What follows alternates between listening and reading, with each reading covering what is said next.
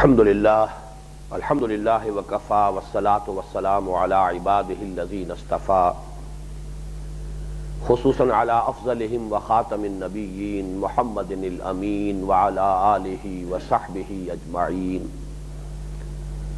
اما بعد فاعوذ باللہ من الشیطان الرجیم بسم اللہ الرحمن الرحیم قالت الاعراب آمنا قل لم تؤمنوا ولكن قولوا اسلمنا ولما يدخل الايمان في قلوبكم وان تطيعوا الله ورسوله لا يلدكم من اعمالكم شيئا ان الله غفور رحيم انما المؤمنون الذين آمنوا بالله ورسوله ثم لم يرتابوا وجاهدوا بأموالهم وأنفسهم في سبيل الله أولئك هم الصادقون قل أتعلمون الله بدينكم والله يعلم ما في السماوات وما في الأرض والله بكل شيء عليم يمنون عليك أن أسلموا قل لا تمنوا علي إسلامكم بل الله يمن عليكم أن هداكم للإيمان إن كنتم صادقين إن الله يعلم غيب السماوات والأرض والله بصير بما تعملون صدق اللہ العظیم۔ گزشتہ نشست میں سورۃ الحجرات کی آیت نمبر 14 کے حوالے سے اسلام اور ایمان کے مابین فرق کے ضمن میں گفتگو ہو رہی تھی۔ اس سلسلے میں چاہتا ہوں کہ سب سے پہلے یہ بات نوٹ کر لیں کہ عام طور پر قرآن حکیم میں اسلام اور ایمان اور مومن اور مسلم مترادف اور ہم معنی الفاظ کی حیثیت سے استعمال ہوئے، ایک دوسرے کی جگہ بھی استعمال ہو جائیں گے اور بالکل ہم معنی اور مترادف الفاظ کے طور پر۔ اس کی وجہ بھی واضح ہے، جس طرح ہم کہتے ہیں تصویر کے دو رخ، ایک ہی حقیقت کے دو رخ ہیں، باطن میں ایمان، عمل میں ظاہر میں اسلام، ایک انٹیگریٹڈ پرسنالٹی، ایک شخصیت کہ جو ایک نفسیاتی اعتبار سے ایک وحدت ہے، اس کا یہ ظاہر و باطن در حقیقت ایک دوسرے سے گہرے طور پر مربوط ہے۔ تو ایمان بھی ہے، اسلام بھی ہے۔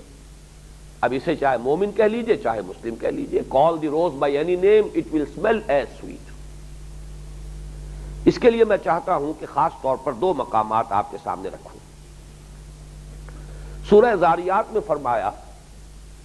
فَأَخْرَجْنَا مَنْ كَانَ فِيهَا مِنَ الْمُؤْمِنِينَ فما وجدنا فیہا غیر بیت من المسلمین۔ جس قوم پر اللہ تعالیٰ کا وہ عذاب آیا جس کا ذکر ہو رہا ہے،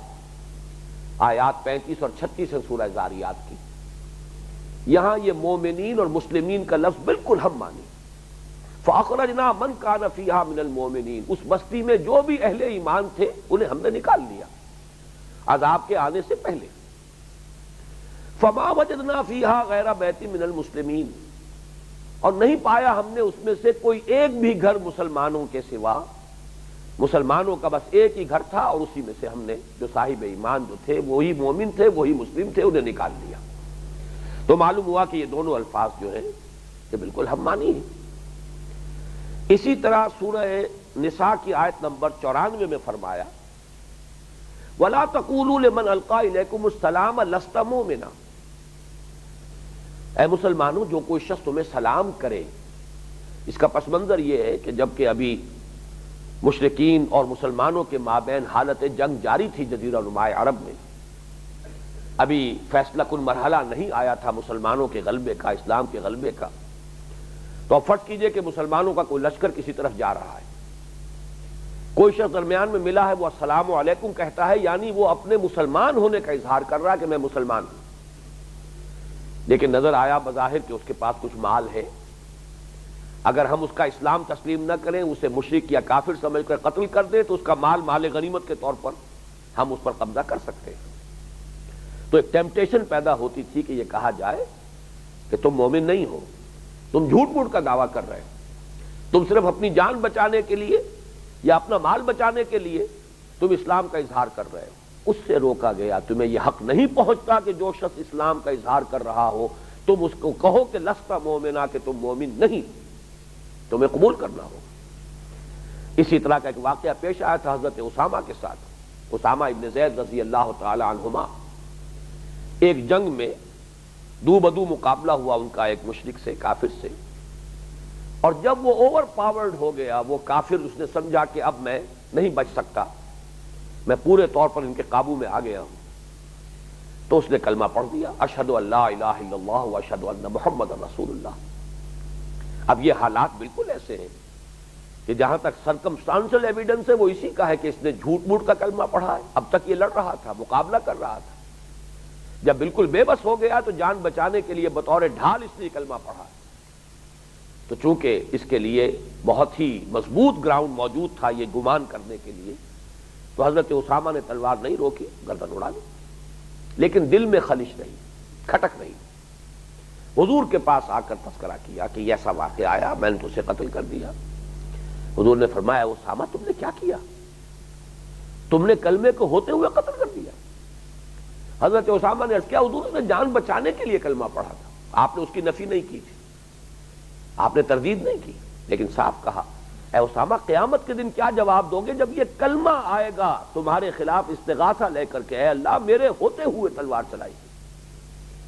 تو جان لیجئے کہ بڑی اہمیت ہے اس کی کہ جو شخص بھی اسلام کا اظہار کرے ہم اس کو یہ کہیں کہ تم مومن نہیں ہو، یہ بات بالکل یعنی یوں سمجھیے کہ خارج از بحث ہے، الا یہ کہ البتہ اس میں ایک استثناء ہوگا، کسی شخص کے بارے میں ہمیں اور کچھ معلوم نہیں، تب تو یہی حکم ہوگا جو میں بیان کر چکا ہوں۔ لیکن فرض کیجئے کہ اس شخص کے بارے میں معلوم ہوتا ہے کہ اس نے کلمہ تو پڑھا تھا لیکن یہ تو ختم نبوت کا قائل نہیں ہے، یہ کلمہ تو پڑھتا ہے لیکن یہ قرآن کے بارے میں یہ سمجھتا ہے کہ یہ محمد کا اپنا کلام ہے، یہ کلمہ تو پڑھتا ہے لیکن یہ بعث بعد الموت کا قائل نہیں، یہ کلمہ تو پڑھ رہا ہے لیکن یہ جنت اور دوزخ کو نہیں مانتا۔ اب تکفیر ہوگی، تکفیر ایک ثانوی عمل ہے، لیکن جہاں ایسی کوئی شے موجود نہیں ہے کہ جس کی بنا پر تکفیر کی جا سکے، اصل میں لفظ تکفیر کے معنی چھانٹ دینا، دھو دینا، جیسے کہ آتا ہے کفر عنا سیئاتنا، اللہ دور کر دے ہم سے ہماری برائیوں کو، تو تکفیر ہے مسلمانوں میں سے ان کو چھانٹ دینا، علیحدہ کر دینا، جدا کر دینا کہ جو واقعتاً مسلمان نہیں ہے، لیکن اس کی بنیاد ہوگی کوئی کہ ان کے قول میں، ان کے عقیدے میں، ان کے موقف میں کوئی بات ایسی ہے کہ جو ایمان کی جو بنیادی تعلیمات ہیں ان کے منافی، اس بنیاد پر تکفیر ہونا یہ ثانوی بات ہے، لیکن جس شخص کے بارے میں اور کچھ معلوم نہیں ہے اس کا ایمان کا دعویٰ ہم رد نہیں کر سکتے، ہم یہ نہیں کہہ سکتے لست مومنا، تو ہرگز مومن نہیں۔ بہرحال اس کے علاوہ بھی ویسے یہ مضمون تو چونکہ قرآن مجید کا بہت ہی عام مضمون ہے اور بہت تفصیل سے اس میں حوالے دیے جا سکتے ہیں، خود اسلام اتنی بلند شے ہے کہ حضرت ابراہیم، حضرت اسماعیل علیہ السلام کی دعا منقول ہوئی ہے سورہ بقرہ میں، ربنا واجعلنا مسلمین لک ومن ذریتنا امۃ مسلمۃ لک، اے اللہ مجھے ہم دونوں کو، باپ بیٹا کو، ابراہیم اور اسماعیل علیہ السلام دعا کر رہے ہیں، ہم دونوں کو اپنا فرما بردار، اپنا مسلم بندہ بنائے رکھ، اور ہماری امت میں سے بھی، ہماری نسل میں سے بھی، ہماری اولاد میں سے بھی ایک امت مسلمہ برپا کی۔ تو اسلام تو بہت بڑی شے ہے، بہت بلند شے ہے، لیکن اسلام اور ایمان کا فرق جو کیا جا رہا ہے وہ بھی اپنی جگہ پر اس کو سمجھنا اور اس کا محل اور مقام اور اس کی اہمیت کو معین کرنا یہ اپنی جگہ ہے۔ تو پہلی بات تو میں نے آپ کے سامنے یہ عرض کی کہ قرآن مجید میں اکثر و بیشتر اسلام اور ایمان اور مسلم اور مومن مترادف اور ہم معنی الفاظ کے طور پر مستعمل ہے۔ البتہ اس میں ذرا ایک پوائنٹ اور نوٹ کر لیجئے، اور اس کے ساتھ ہی دو جوڑے اور بھی ہیں اصطلاحات کے کہ جن میں یہی نسبت ہے، اور وہ نسبت کیا ہے؟ عام اور خاص کی نسبت ہے۔ جیسے یہ ہے مومن اور مسلم، ایسے ایک لفظ ہے جہاد اور قتال، جس پر تفصیلی گفتگو کل ہوگی انشاءاللہ، جہاد اور قتال۔ اسی طرح ایک جوڑا ہے نبی اور رسول، یہ تین جو ہے پیئرز ہیں اصطلاحات کے، قرآن مجید کی بنیادی اصطلاحات کے تین جوڑے ہیں، ان تینوں کے مابین جو ہے دو فرد جو ہے ایک ایک جوڑے کے، ان میں وہی نسبت خاص اور عام ہے۔ یعنی مومن خاص ہے، مسلم عام ہے۔ ہر مومن تو لازماً مسلم ہوگا، ہر مسلم کا مومن ہونا ضروری نہیں ہے۔ اسی طریقے سے قتال خاص ہے، جہاد عام ہے۔ قتال تو لازماً جہاد ہے، لیکن ہر جہاد لازماً قتال نہیں ہوتا۔ اسی طرح رسول اور نبی ہے، ہر رسول تو لازماً نبی ہے، لیکن ہر نبی رسول نہیں ہوتا۔ نبی عام ہے، رسول خاص ہے، جہاد عام ہے، قتال خاص ہے، اسلام عام ہے، ایمان خاص ہے۔ اب دوسرا نقطہ یہ نوٹ کیجئے، قرآن مجید میں بعض ایسے مقامات ہیں جہاں دو ایمان سامنے آتے ہیں۔ اب آپ اس کے ایمان کے دو پہلو کہہ لیں، ایمان کی دو قسمیں کہہ لیں، ایمان کے دو درجے کہہ لیں، ویسے تو ایمان کے کمیت کے اعتبار سے تو درجوں میں بے شمار ہوں گے درجے۔ ایک عام ہم میں سے کسی شخص کا ایمان ہے، اور ایک ایمان ابو بکر صدیق کا ہے، اور ایک ایمان محمد الرسول اللہ کا ہے صلی اللہ علیہ وسلم رضی اللہ تعالی عنہ، کہ نسبت خاک رابع عالم پاک۔ خیر ہمارے ایمان کی تو کسی عام صحابی کے ایمان سے بھی کیا نسبت ہوگی، لیکن خود صحابہ میں بھی ظاہر بات ہے کہ فرق مراتب تھا۔ ابو بکر کا ایمان اور ایک عام صحابی کا ایمان بڑا زمین و آسمان کا فرق ہوگا درجات کے اعتبار سے، لیکن دو بیسک کیٹیگریز ہیں ایمان کی، اس کی طرف اشارہ ملتا ہے۔ ایک تو سورہ نساء کی آیت نمبر 136 میں، یا ایھا الذین آمنوا آمنوا باللہ ورسولہ والکتاب الذی نزل علی رسولہ والکتاب الذی انزل من قبل۔ اے ایمان والو، ایمان لاؤ اللہ پر اور اس کے رسول پر اور اس کتاب پر جو اس نے اپنے رسول پر نازل کیا اور اس کتاب پر جو اس نے پہلے نازل کی۔ اب یہاں دیکھیے اسلوب ہے، اے ایمان والو ایمان لاؤ، کیا معنی ہوئے؟ دو ایمان ہو گئے، ایک ایمان تو انہیں حاصل ہے، اسی لیے کہا جا رہا ہے یا ایھا الذین آمنوا، لیکن کوئی اور ایمان ہے جو ابھی حاصل نہیں ہے، جس کے حصول کی ترغیب دی جا رہی ہے۔ یا ایھا الذین آمنوا آمنوا باللہ ورسولہ والکتاب الذی نزل علی رسولہ والکتاب الذی انزل من قبل، سورۃ النساء آیت 136۔ یہی انداز ہے سورہ صف کی آیت 10 اور 11 کا۔ یا ایھا الذین آمنوا سے خطاب ہے، یا ایھا الذین آمنوا هل ادلکم علی تجارۃ تنجیکم من عذاب علیم تؤمنون باللہ ورسولہ وتجاہدون فی سبیل اللہ باموالکم وانفسکم ذالکم خیر لکم ان کنتم تعلمون۔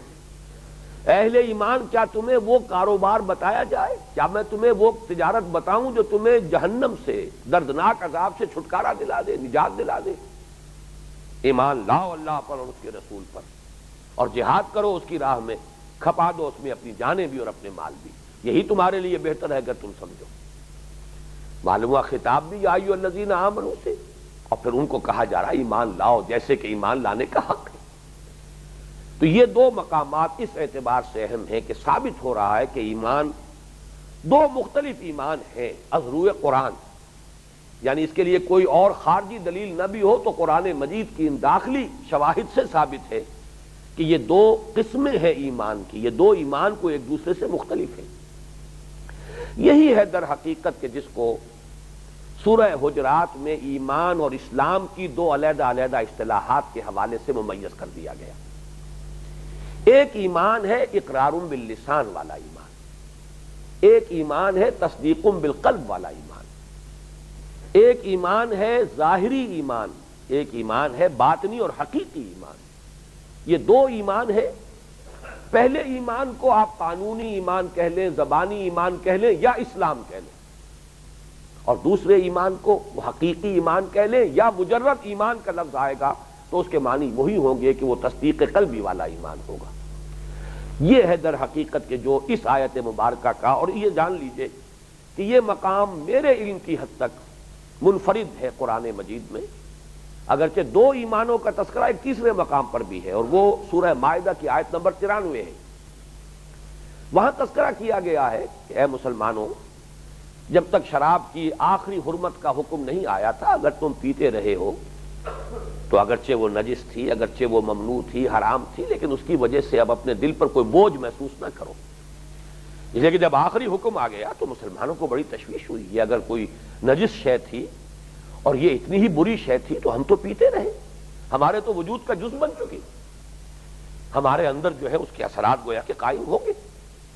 اس تشویش کو رفع کرنے کے لیے فرمایا گیا لیس علی الذین آمنوا وعملوا الصالحات جناح فیما طعموا، وہ لوگ کہ جو ایمان لائے اور جنہوں نے نیک عمل کیے ان پر کوئی حرج نہیں ہے، کوئی مضائقہ نہیں ہے اس پر جو وہ پہلے کھا پی چکے. اذا متقوا وآمنوا وعملوا الصالحات ثم اتقوا وآمنوا ثم اتقوا واحسنوا واللہ یحب المحسنین. جب تک کہ یہ کیفیت برقرار ہے کہ وہ ایمان لائے اور انہوں نے نیک عمل کیے، پھر ان میں اور تقویٰ پیدا ہوا، پھر اور ایمان لائے، پھر ان میں اور تقویٰ پیدا ہوا اور وہ درجہ احسان پر فائز ہو گئے. یہ آیت جو ہے آیت نمبر 93 سورہ مائدہ کی، تو بہت اہم ہے اس اعتبار سے کہ یہاں 3 لیولز کا تعین ہو رہا ہے، ایک ایمان پہلا، ایک ایمان دوسرا اور ایک احسان.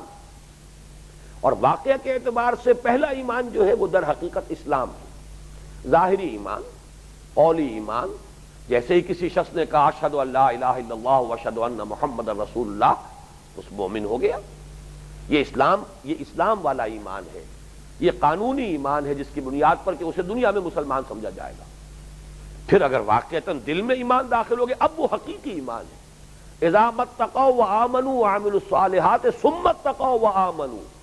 دوسری مرتبہ پھر مزید تقویٰ ہوا، دل میں داخل ہوا ایمان، اب وہ ہوئے مومن.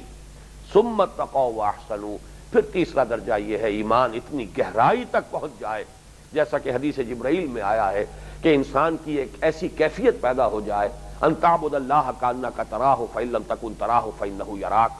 اس درجے استحضار ہو اللہ تعالی کے یقین کا کہ انسان ایسے اللہ کی بندگی اور اطاعت کر رہا ہو گویا کہ اپنی آنکھوں سے اللہ کو دیکھ رہا ہے. اور اگر یہ نہیں تو کم سے کم یہ کیفیت تو ہو، ہر وقت مستحضر رہے کہ میں اللہ کی نگاہ میں ہوں، اللہ مجھے دیکھ رہا ہے. اگر یہ کیفیت ہو جائے اور دائمی ہو جائے تو یہ درجہ احسان ہے، یہ بلند ترین منزل ہے عضو قرآن. اسی کے حوالے سے اب نوٹ کیجئے،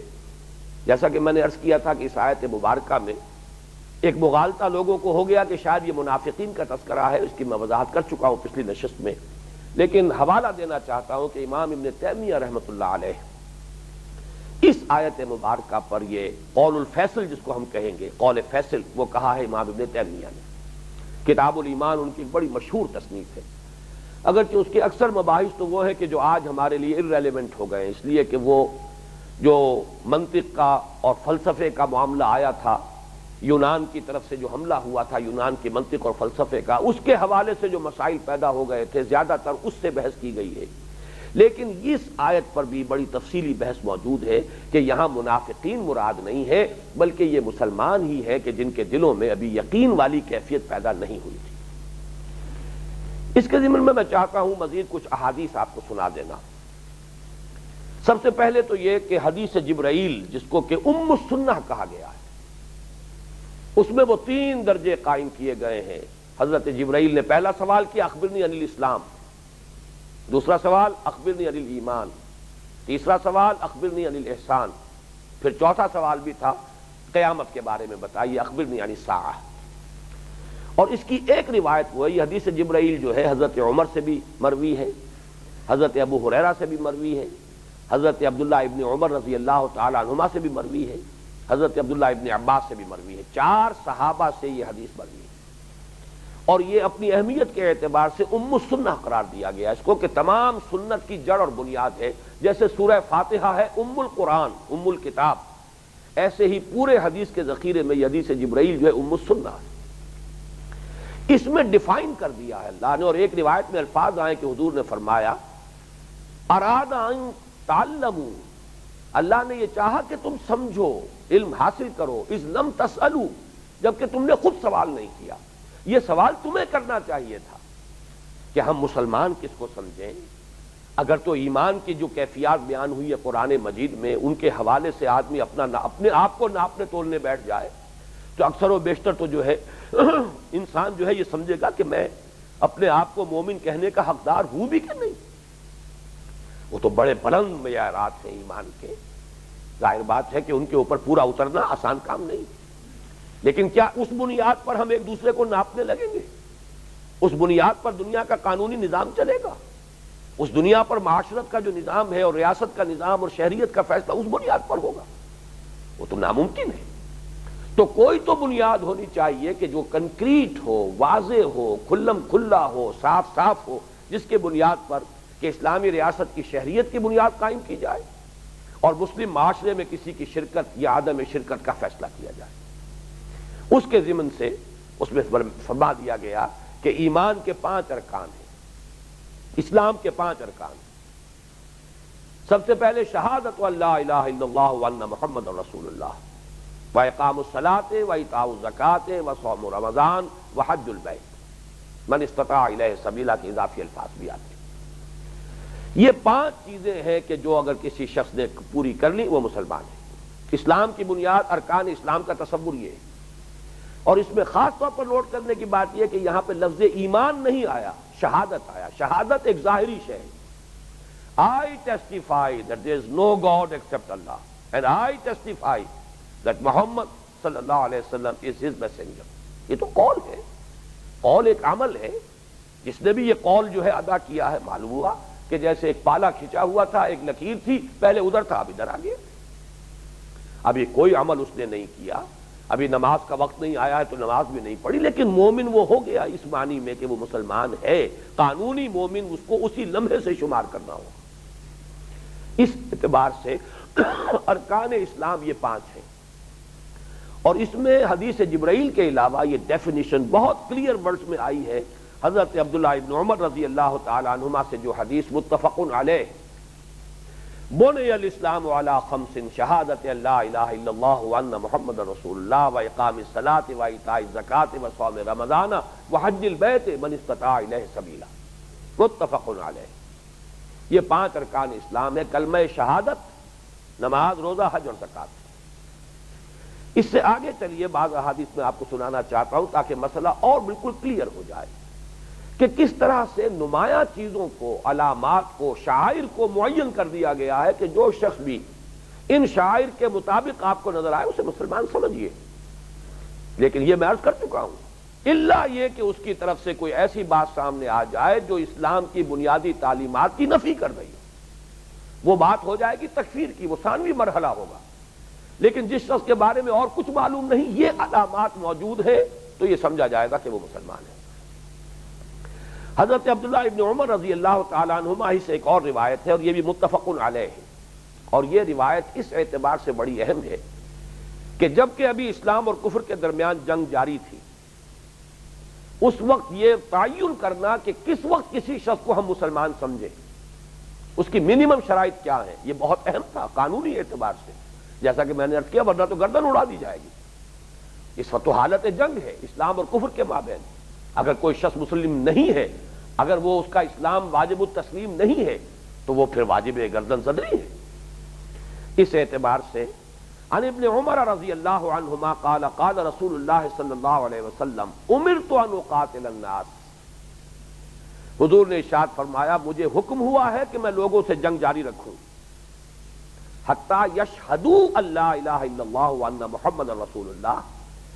یہاں تک کہ وہ گواہی دیں اس بات کی کہ اللہ کے سوا کوئی معبود نہیں، اور یہ کہ محمد اللہ کے رسول ہیں صلی اللہ علیہ وسلم۔ وَيُقِيمُوا الصَّلَاةَ وَيُؤْتُوا الزَّكَاةَ، نماز قائم کریں، زکوٰۃ ادا کریں۔ فَإِذَا فَعَلُوا ذَلِكَ عَصِمُوا مِنِّي دِمَاءَهُمْ وَأَمْوَالَهُمْ إِلَّا بِحَقِّ الْإِسْلَامِ، جب وہ یہ کام کر دیں گے تو پھر انہوں نے بچا لیا مجھ سے اپنی جانوں کو بھی اور اپنے اموال کو بھی۔ اب مسلمان تسلیم کیے جائیں گے، ان کی جانیں بھی محفوظ ہو گئی، ان کے مال بھی محفوظ ہو گئے، الا بحق الاسلام، اسلام کا کوئی حق واقع ہو جائے ان پر تو بات اور ہے، یعنی اسلام کا حق ہے زکوٰۃ، زکوٰۃ تو لی جائے گی، جبرن بھی لی جائے گی۔ اسی طریقے سے ان کے ہاتھوں اگر کسی مسلمان کا قتل ہو گیا ہے، قتل خطا، اس کی دیت لی جائے گی، جبرن بھی لی جائے گی۔ یا فرض کیجئے کسی مسلمان نے چوری کی، اس کا ہاتھ کاٹا جائے گا۔ وہ ہے قانون شریعت کا کہ تابع کوئی شے بات ہو جائے، کہیں کسی زد میں آ جائے قانون کی کسی دفعہ کے تو بات اور ہے، ورنہ ان کی جان اور مال محفوظ ہو گئے۔ وَحِسَابُهُمْ عَلَى اللَّهِ، باقی یہ کہ وہ اسلام لائے تھے تو نیک نیتی سے لائے تھے یا بدنیتی سے لائے تھے، ایمان دل میں تھا یا نہیں، اس کا فیصلہ اللہ کرے گا، یہ اس کے ذمے ہے، یہ حساب میرے ذمے نہیں، اللہ کے ذمے۔ وَحِسَابُهُمْ عَلَى اللَّهِ، اس کا حساب اللہ کے ذمے ہے۔ دنیا میں تو جس نے کہا اشہد ان لا الہ الا اللہ واشہد ان محمد رسول اللہ، اور نماز قائم کرنے اور زکوٰۃ ادا کرنے کا عہد کرے، اب وہ گویا کہ ہماری طرف سے وہ مسلمان تسلیم کر لیا گیا۔ میں یہاں پہ یاد دلا دوں کہ اسی حدیث کا حوالہ دیا تھا حضرت ابوبکر صدیق نے رضی اللہ تعالی عنہ۔ مانعین زکوٰۃ، جنہوں نے انکار کیا تھا زکوٰۃ ادا کرنے سے، ان کے خلاف جہاد کا جب فیصلہ کیا، قتال کا فیصلہ کیا، جنگ کا فیصلہ کیا حضرت ابوبکر نے، تو بعض صحابہ نے انہوں نے کچھ مصلحت بینی کا مشورہ دیا، جس میں کہ حضرت عمر بھی شریک ہے رضی اللہ تعالی عنہ، کہ اس وقت ذرا مصلحت وقت کو دیکھیے، 2 محاذ تو پہلے کھلے ہوئے ہیں۔ ایک تو حضور نے جو جیش اسامہ تیار کیا تھا، آپ اس کو بھی روکنے کے لیے تیار نہیں، کہ جو لشکر حضور نے تیار کیا ہو میں کیسے روک دوں؟ گویا کہ سلطنت روما کے ساتھ ٹکراؤ والا محاذ جو ہے وہ بھی کھلا ہوا ہے۔ ادھر جو نئے جھوٹے نبی کھڑے ہو گئے، ان سے تو قتال کرنا ہی کرنا ہے، اس میں کسی اختلاف کی گنجائش ہی نہیں، ان کے خلاف تو جنگ ہوگی۔ اب 2 محاذ، ایک باہر ایک اندر، پہلے سے کھلے ہوئے، یہ تیسرا محاذ نہ کھولیے۔ حالات کو دیکھیے، حضور کے انتقال کے بعد مسلمانوں کے دل ویسے بھی زخمی ہیں، مورال گرا ہوا ہے، 2 محاذ پہلے سے ہے، تیسرا نہ کھولیے۔ یہ مشورہ تھا جو حضرت عمر تک نے دیا ہے رضی اللہ تعالی عنہ۔ حضرت ابوبکر نے اسی حدیث کا حوالہ دیا، اور یہ در حقیقت یہ بالکل مطابق ہے، خود سورہ توبہ کی آیت میں بھی یہی الفاظ آئے ہیں، جب قتال کی دھمکی دی گئی تھی کہ اذ انسلخ الاشہر الحرم فاقتلوا المشرکین حیث وجدتموہم، کہ جب یہ محترم مہینے ختم ہو جائیں تو قتل عام شروع کر دو مشرکین کا، تو اس میں بھی جو فرمایا گیا کہ کون سی علامات ہیں جو وہ پوری کر دیں تو پھر ان کی جانیں محفوظ ہو جائیں گی، ان میں بھی یہی 3 چیزیں ہیں، شہادت اور نماز اور روزہ، کلمہ شہادت، نماز اور روزہ۔ تو حضرت ابوبکر نے بھی نماز اور زکوٰۃ، حضرت ابوبکر نے بھی اسی کا حوالہ دیا کہ جب حضور نے اور قرآن نے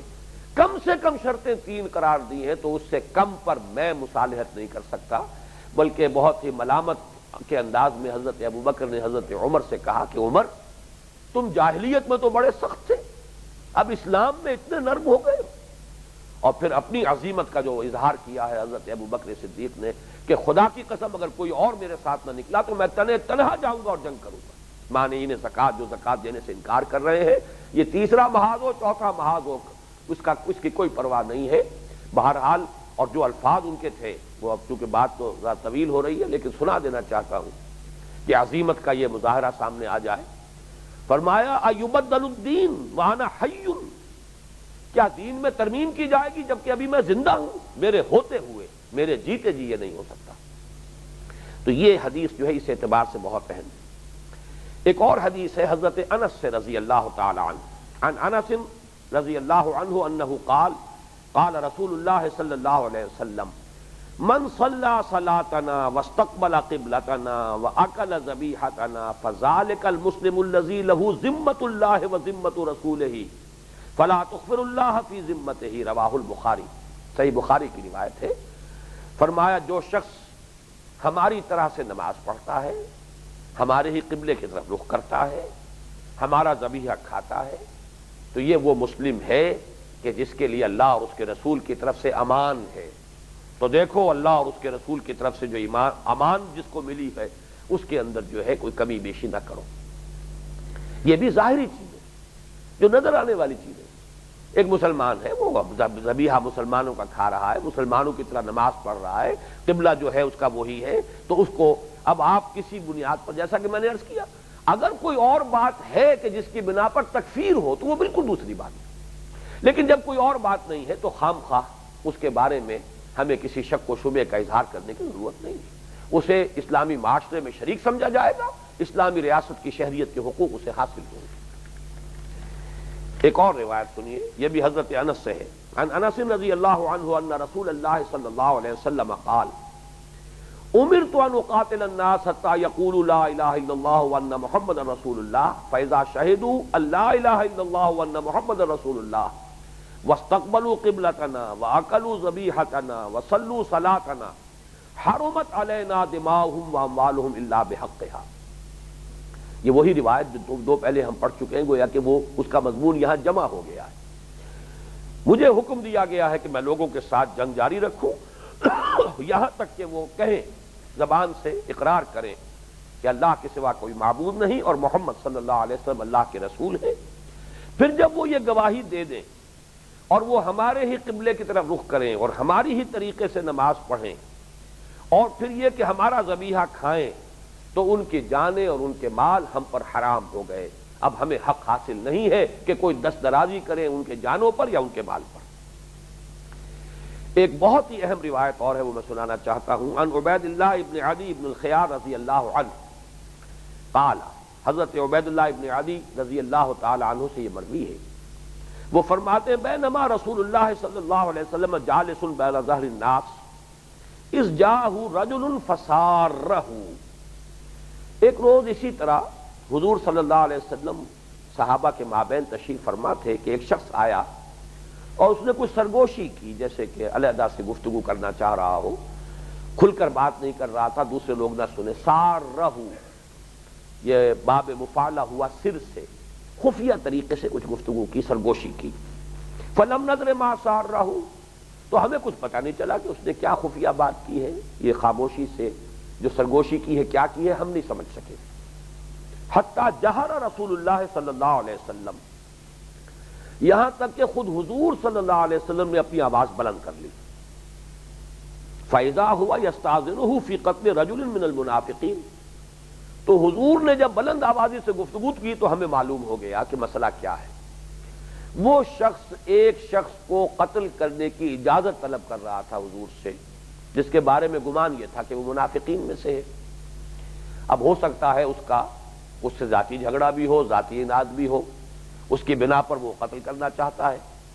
لیکن اس بنیاد پر قتل کرنا چاہتا ہے، ورنہ تو یہ کہ مسلمان کے قتل کا جو ہے پھر اس سے حساب کتاب لیا جائے گا، قصاص ہو جائے گا، اس کی اپنی جان جائے گی، یا اس کے مقتول کے جو بھی ورثاء ہیں اگر دیت لے لیں تب تو پیچھا چھوٹے گا، ورنہ جان کے بدلے جان ہوگی۔ تو حضور سے اجازت لینے آیا ہے اور اس بنیاد پر لے رہا ہے کہ وہ منافق ہے، آپ مجھے اجازت دے دیجئے کہ میں اسے قتل کر دوں۔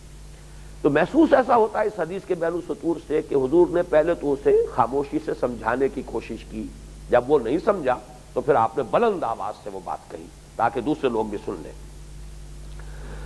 فَإِذَا هُوَ يَسْتَأْذِنُهُ فِي قَتْلِ رَجُلٍ مِّنَ الْمُنَافِقِينَ، تو ہمیں معلوم ہو گیا کہ وہ شخص اجازت طلب کر رہا تھا حضور سے منافقین میں سے ایک شخص کو قتل کرنے۔ فقال رسول اللہ صلی اللہ علیہ وسلم حین جہرا،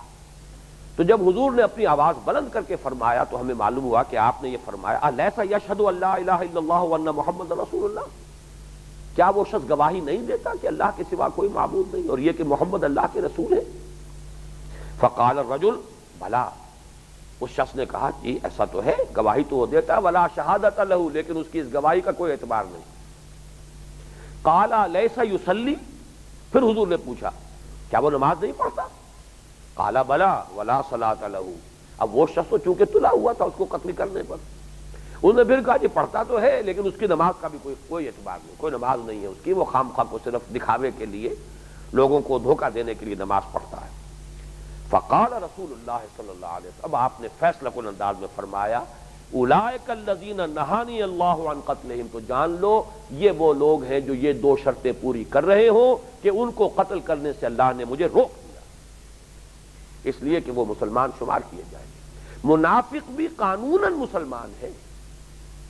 اس لیے کہ وہ تمام شرطیں پوری کر رہا ہے، وہ تو جھوٹ بول رہا ہے، یہ علیحدہ بات ہے، اللہ کے علم میں ہے، اللہ کے رسول بھی جانتے ہیں، بہت سے لوگوں کے بارے میں اللہ نے صراحتاً مطلع فرما دیا ہے حضور کو۔ پھر یہ کہ حضور بہرحال قیافے سے اتقوا فراست المومن فإنہ ینظر بنور اللہ، مومن کی فراست سے بچو، ڈرو، اس لیے کہ وہ تو اللہ کے نور سے دیکھتا ہے۔ تو حضور صلی اللہ علیہ وسلم کا معاملہ تو اس میں ظاہر بات ہے کہ بلند ترین سطح پر ہے، تو یہ ہم گمان ہی نہیں کر سکتے کہ کسی منافق کا نفاق حضور کی نگاہ سے چھپا ہوا ہوگا، لیکن اپنی جگہ پر منافق جو ہے قانونی طور پر مسلمان ہے، جب تک کہ قانون اسلامی کی کوئی دفعہ لاگو نہ ہو جائے، کسی قانون کی کسی دفعہ کی گرفت میں وہ نہ آ جائے، اس وقت تک اس کی جان اور مال محفوظ رہیں گے۔ یہی مراد ہے اس سے کہ اسلامی ریاست اور اسلامی معاشرے کے اندر شمولیت اور شرکت کی بنیاد اسلام ہے۔ لیکن اب ظاہر بات ہے، جیسا کہ میں عرض کر چکا ہوں پہلے، سوال پیدا ہوا پھر ایمان کیا ہے؟ یہ جو اگلی آیت ہے اس پر تو گفتگو اصلاً ہمیں کل کرنی ہے، اس وقت صرف یہ نوٹ کر لیجئے انما المؤمنون الذین آمنوا باللہ ورسولہ ثم لم یرتابوا، انما بھی کلمہ حصر ہے۔ کلمہ حصر سے مراد کیا ہے؟ جیسے ہم کہیں زید عالم ہے، اس کا ایک مفہوم سمجھ میں آیا، زید صاحب علم ہے، لیکن جب ہم کہتے ہیں زید ہی عالم ہے، اب فرق واقع ہو گیا۔ اب یہ کہ زید کے لیے علم بھی ثابت ہے اور یہ بھی ثابت ہے کہ اور کسی کے پاس علم نہیں ہے، زید ہی عالم ہے، بقیہ جو لوگ ہیں وہ علم سے محروم ہیں۔ اس اعتبار سے اس کو حصر کہتے ہیں کہ علم محصور ہے زید کی شخصیت میں، زید کی ذات میں، اس کو کلمہ حصر کہتے ہیں۔ انما المومنون، مومن تو صرف وہ ہے، مومن تو بس وہ ہے، کون ہے؟ الذین آمنوا باللہ ورسولہ ثم لم یرتابوا، جو ایمان لائے اللہ پر اور اس کے رسول پر پھر شک میں ہرگز نہیں پڑے۔ یہاں پھر نوٹ کیجئے یہ نفی جہد بے لم ہو رہا ہے، لم یرتابوا، ایک یقین کی کیفیت قلب کے اندر پیدا ہو جائے، شکوک و شبہات کے کوئی کانٹے مستقلاً چبھے ہوئے نہ ہو۔ کبھی کو وسوسہ آیا اور گزر گیا، یہ بالکل دوسری بات ہے، وسوسہ اس سے کوئی انسان محفوظ نہیں ہے، صحابہ کرام بھی محفوظ و معمون نہیں تھے، لیکن وہ تو ایک شیطانی ایک خیال ہے کہ جو ذہن میں اس نے ڈالا ہے، وسوسہ ہے الذی یوسوس فی صدور الناس من الجنۃ والناس، اس کے اوپر ٹکتا نہیں آدمی، اور نمبر دو یہ کہ زبان سے اس کو ادا نہیں کرتا، اس اعتبار سے وسوسہ مستثنیٰ ہے، لیکن یقین اپنی جگہ پر قائم ہو۔ جیسے کہ ایک چٹان ہے، کوئی پانی کا ایک ریلا آیا ہے، ٹکرا کر چلا گیا، وہ چٹان جو ہے تھوڑا سا پانی کا اثر تو اس کے اوپر ہوگا، نمی تو ہوگی، اس کے سوا کچھ نہیں۔ وہ یقین والا ایمان، یہ رکن اول ہے ایمان کا۔ اور اس کے بعد وَجَاهَدُوا بِأَمْوَالِهِمْ وَأَنفُسِهِمْ فِي سَبِيلِ اللَّهِ، اور جہاد کیا انہوں نے اپنی جانوں اور مالوں سمیت اللہ کی راہ میں۔ تو یہاں صرف آج یہ نوٹ کر لیجئے کہ ایمان حقیقی کے دو رکن ہیں، ایک ہے رکن یقین دل میں، دوسرا رکن ہے جہاد عمل میں۔ اسلام کے 5 ارکان ہیں، کلمہ شہادت، نماز، روزہ، حج، زکوٰۃ، یہ 5 ارکان اسلام کے ہیں۔ اور جیسا کہ میں عرض کر چکا ہوں پچھلی نشست میں، اسلام عام ہے، ایمان خاص ہے۔ ہر مومن مسلم تو ہے، لہذا یہ 5 ارکان تو گویا کہ ہیں، تبھی تو وہ مسلم ہے۔ اضافی رکن 2 ہوں گے، یقین دل میں اور جہاد عمل میں۔ گویا کہ اگر ایمان اور اسلام کو آپ جمع کریں، ایک ایسا انسان جو مومن بھی ہے مسلم بھی ہے، 7 شرطوں پر پورا اترنا چاہیے۔ 2 کا تعلق ایمان سے ہے، زبان پر ایمان یعنی کلمہ شہادت، دل میں ایمان تصدیق بالقلب، یہ 2 تو ہو گئے ایمان، اور 4 عبادات، نماز، روزہ، حج اور زکوٰۃ، اور 5 میں جہاد، 2 جمع 5، 7 ارکان ہیں در حقیقت ایمان اور اسلام کو اگر جمع کیا جائے۔ علیحدہ کر دیجئے تو اسلام کے ارکان 5 ہیں، کلمہ شہادت، نماز، روزہ، حج اور زکوٰۃ، اور ایمان کے اضافی ارکان 2 ہوں گے، یقین والا ایمان دل میں ہو اور جہاد عمل میں ہو۔ اس جہاد کی اصل حقیقت کیا ہے، اس کے مراحل کیا ہیں، اس کے مراتب کیا ہیں، اس کے لوازم کیا ہیں، اس پر کل مفصل گفتگو ہوگی انشاءاللہ العزیز۔ اس وقت ہم آگے بڑھ رہے ہیں، آیت پھر ختم ہو رہی ہے اسلوب حصر پر، اولئک هم الصادقون، صرف یہی لوگ سچے ہیں دعوی ایمان میں جو یہ 2 شرطیں اضافی طور پر پوری کریں۔ 5 شرطیں پہلی اگر پوری کی ہے کسی نے، وہ مسلم ہے۔ ولیکن قولوا اسلمنا، تم کہہ سکتے ہو کہ ہم مسلمان ہیں اگر 5 شرطیں پوری ہو رہی ہیں، لیکن اگر چاہتے ہو کوالیفائی کرنا مومن کے لیے تو پھر 2 اضافی شرطیں ہیں، نوٹ کر لو، دل میں یقین اور عمل میں جہاد، صرف وہ لوگ سچے ہیں دعوی ایمان میں۔ اب اس کے بعد جیسا کہ میں نے ابتدا میں جب تعارف کے اور تمہیدی باتیں میں بیان کر رہا تھا سورہ حجرات کے بارے میں، تو اس کا پس منظر بیان کیا تھا کہ جب یہ لوگ جو فتح کے بعد ایمان لائے ہیں، اور یہ لوگ کہ جو اعراب میں سے تھے، ان کی کیفیت یہ بھی تھی کہ چونکہ ایک ہماری زبان کا ہریانہ کی زبان ہے، یہ تھوتھا چنا باجے گھنا، اردو میں بھی کہتے ہیں خالی برتن زیادہ کھڑکتا ہے، آواز زیادہ آتی ہے۔ کسی دیگچے میں اگر کچھ ہے تو وہ اس طریقے سے نہیں کھڑکے گا، جیسے کھنکے گا نہیں جیسے کہ خالی دیگچہ جو ہے وہ کھنکتا ہے۔ تو جن کے دل میں ایمان نہیں تھا وہ کچھ زیادہ ہی بڑھ چڑھ کے اظہار کرتے تھے اور احسان جتاتے تھے حضور پر بھی، اپنے اسلام کا بھی اعلان کر رہے ہیں اور احسان جتا رہے ہیں۔ خاص طور پر وہ لوگ جو بغیر لڑے بھڑے ایمان لے آئے تھے کہ دیکھیے حضور، ہم نے تو نہ آپ سے جنگ کی، نہ کبھی آپ کی مخالفت کی، ہم تو اسلام لے آئے، لہذا ہمارا حق کچھ زیادہ ہے۔ ہمیں کچھ صدقات میں سے بھی زیادہ حصہ ملنا چاہیے، ہماری رعایت زیادہ ہونی چاہیے، تو وہ زیادہ بڑھ چڑھ کر جو باتیں کرتے تھے اب اس کا تذکرہ ہو رہا ہے۔ پہلی بات تو یہ کہ تم کس کو بتانا چاہتے ہو کہ تم اسلام لے آئے؟ کیا اللہ کو جتلانا چاہتے ہو؟ قُلْ أَتُعَلِّمُونَ اللَّهَ بِدِينِكُمْ، یہ جو تم کہہ رہے ہو اپنا اسلام ایمان، اس دعویٰ اسلام کا ایمان کا یہ بڑھ بڑھ کر اور چڑھ چڑھ کر کس کو بتانا چاہتے ہو؟ اللہ کو۔ قُلْ أَتُعَلِّمُونَ اللَّهَ بِدِينِكُمْ، اے نبی ان سے کہیے کیا تم اپنا دین بتا رہے ہو، جتلا رہے ہو اللہ کو؟ واللہ یعلم ما فی السماوات وما فی الارض، حالانکہ اللہ تو جانتا ہے جو کچھ کہ ہے آسمانوں میں اور زمین میں۔ اگر تمہارے دل میں ایمان ہے، اگر تم واقعی ایمان والے ہو، تو کیا اللہ کی نگاہوں سے یہ بات چھپی ہوئی ہے؟ کیا اس کے علم سے باہر ہے؟ واللہ بکل شیء علیم، اللہ تو ہر شے کا جاننے والا ہے۔ دوسرے درجے میں اور اصل تھی بات یہ کہ وہ حضور پر احسان دھرتے تھے، یمنون علیک ان اسلموا، اے نبی یہ آپ پر احسان دھر رہے ہیں، اصل میں یہ اللہ کو تو کیا جتلائیں گے، کیونکہ صدقات آپ کے ہاتھ میں ہے، تقسیم آپ کرتے ہیں، جو بھی مراعات اس معاشرے میں ہے اس کا اختیار بظاہر آپ کے ہاتھ میں ہے، لہذا یہ آپ پر احسان دھر رہے ہیں۔ یمنون علیک ان اسلموا، اب دیکھیے یہاں نوٹ کیجئے، یہاں لفظ اسلام اور ایمان پھر آ رہا ہے، یہ مقام جو ہے ایکسکلوسیو ہے اس اعتبار سے پورے قرآن مجید میں، اسلام اور ایمان ان کو علیحدہ علیحدہ بھی کیا گیا، لیکن اب اس آیت میں انہیں پھر جوڑا جا رہا ہے۔ یمنون علیک ان اسلموا، اے نبی یہ آپ پر احسان دھر رہے ہیں کہ اسلام لے آئے۔ قل لا تمنوا علی اسلامکم، کہہ دیجئے مجھ پر کوئی احسان نہ دھرو اپنے اسلام کا، بل اللہ یمن علیکم ان ہداکم للایمان ان کنتم صادقین،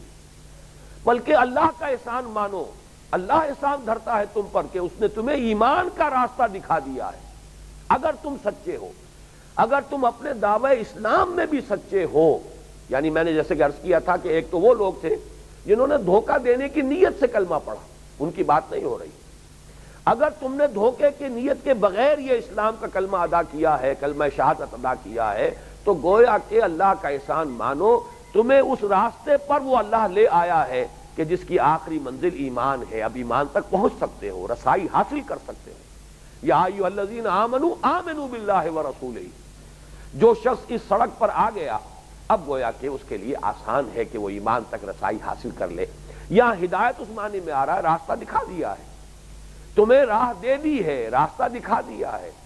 بل اللہ یمن علیکم ان ہداکم للایمان ان کنتم صادقین، اگر تم سچے ہو تو اللہ، اگر تم دعوی اسلام میں بھی سچے ہو۔ دیکھیے یہاں نوٹ کیجئے، یمنون علیک ان اسلموا ہے، ان آمنوا نہیں ہے،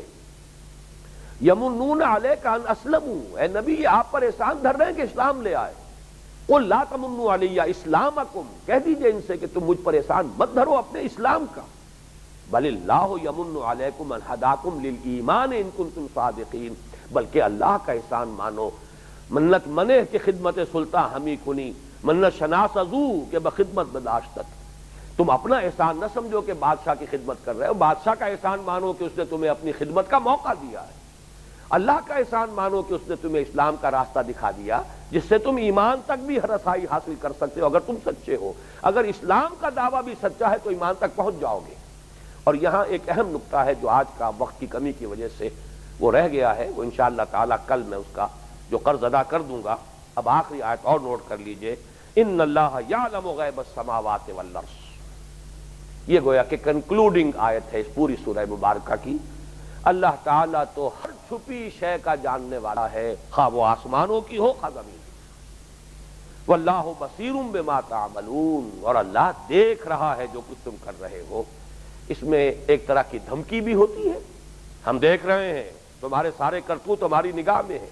یہ دھمکی کا انداز بھی ہے، اور ہم دیکھ رہے ہیں تمہاری قربانیاں، تمہارا ایثار، تمہارے اعمال صالحہ، اے نبی آپ کا اہل ایمان کے درمیان چلنا پھرنا سب ہماری نگاہوں میں، فإنک بأعیننا۔ اب یہاں پہ صاحب ایمان کے لیے ایک گویا کہ ہمت افزائی کا کلمہ ہے، واللہ بصیر بما تعملون، اور جن کے دلوں میں روگ ہے ان کے لیے یہی کلمہ جو تہدید کا کلمہ ہے، دھمکی کا کلمہ ہے۔ اللہ جانتا ہے جو کچھ کہ تم کر رہے ہو، اللہ دیکھ رہا ہے جو کچھ کہ تم کر رہے ہو۔ تو یہ گویا کہ دونوں طرف اس کا مفہوم موجود ہے۔ اللہ تعالی ہمیں ایمان حقیقی سے بہرہ اندوز فرمائے، اور جو اس کے ارکان ہیں اضافی، ارکان اسلام کے علاوہ ان پر مستضاد ان کے تقاضوں کو پورا کرنے کی توفیق عطا فرمائے۔ بارک اللہ لی ولکم فی القرآن العظیم ونفعنی وإیاکم بالآیات والذکر الحکیم۔ ایک منٹ ذرا ٹھہر جائیے یہیں جہاں پر بھی آپ حضرات ہیں، کل کے بارے میں نوٹ کر لیجئے۔ اس سورہ مبارکہ کی اہم ترین آیت، ہمارے لیے اہم ترین، اس لیے کہ یہ اسلام کی بحث، ہم تو مسلمان ہیں اللہ کے فضل و کرم سے، مسلمانوں کے گھر میں پیدا ہوئے ہیں۔ آج کی یہ گفتگو زیادہ تر علمی نوعیت کی تھی، اصولی بحث تھی۔ ہمارے لیے عملی اعتبار سے اہم ترین آیت وہ ہے جس کو میں نے آج چھوڑا ہے کہ اس پر تفصیلی گفتگو کل ہوگی۔ اگر ہمارے دل میں کوئی امنگ ہے، کوئی آرزو ہے، کوئی تمنا ہے کہ ہم مومن بنے حقیقی معنی میں، اور قیامت کے دن اللہ تعالی ہمیں مانے کہ یہ ہمارا بندہ مومن بندہ ہے، تو اس کی شرائط کیا ہے؟ وہ ایمان حقیقی، اس پر بھی غور کرنا ہوگا، وہ کہاں سے حاصل ہوتا ہے، اور یہ جہاد اس کے تقاضے کیا ہیں، اس کے مراحل کیا ہیں، اس کے مدارج کیا ہیں، اس کے لوازم کیا ہیں، تاکہ ہم ایمان کے ان تقاضوں کو اللہ تعالی ہمیں اس کی توفیق دے کہ ہم انہیں صحیح طور پر سمجھ کر پورا ادا کر سکیں۔ لہذا کل کے لیے خصوصی طور پر دعوت دے رہا ہوں، اگرچہ عام تو معمول ہمارا ہفتے میں ایک ہی روز کے درس کا بن گیا ہے، لیکن کل کے لیے اضافی آپ جو ہے